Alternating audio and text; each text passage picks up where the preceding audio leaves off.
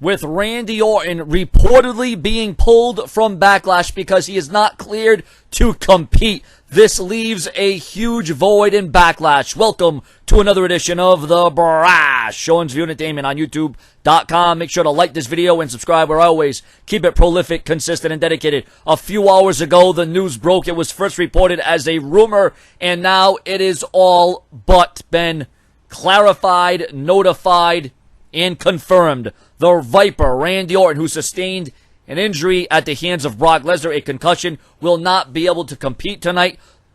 Backlash went from what was going to be a decent pay-per-view to now not so decent, maybe mediocre, because the only match going for it right now is Dean Ambrose versus AJ Styles.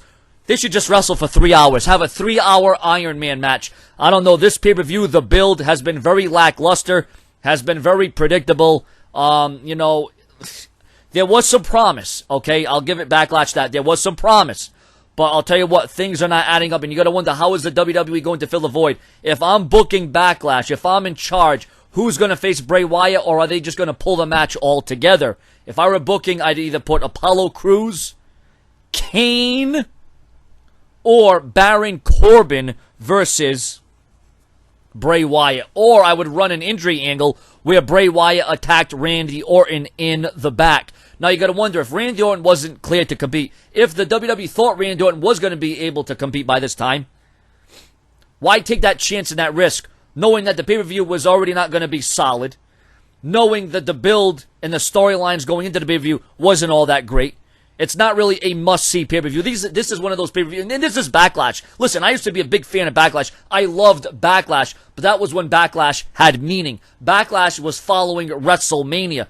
Backlash is kind of just one of those pay-per-views where you can just kind of skip it now. But I didn't want it to be like that because we haven't seen Backlash in a few years now. I was very excited. I was very amped. If you watch my videos, I've come on here many times throughout the last couple of months and said, I can't wait for Backlash. I can't wait to see how the WWE is going to, up the ante. But now this Backlash is falling very short of what I thought it was going to be. Your comments and your opinions and what should happen with Bray Wyatt.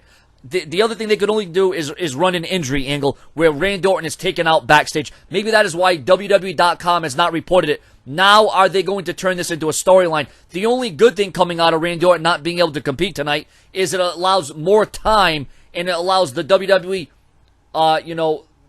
to cut back some slack, or WWE is cut some slack in the situation where Randy Orton and Bray Wyatt's match and their feud can continue, since it doesn't look like the match will happen. If there's any changes or developments, I will be here. Share this video on Twitter and Facebook. Subscribe.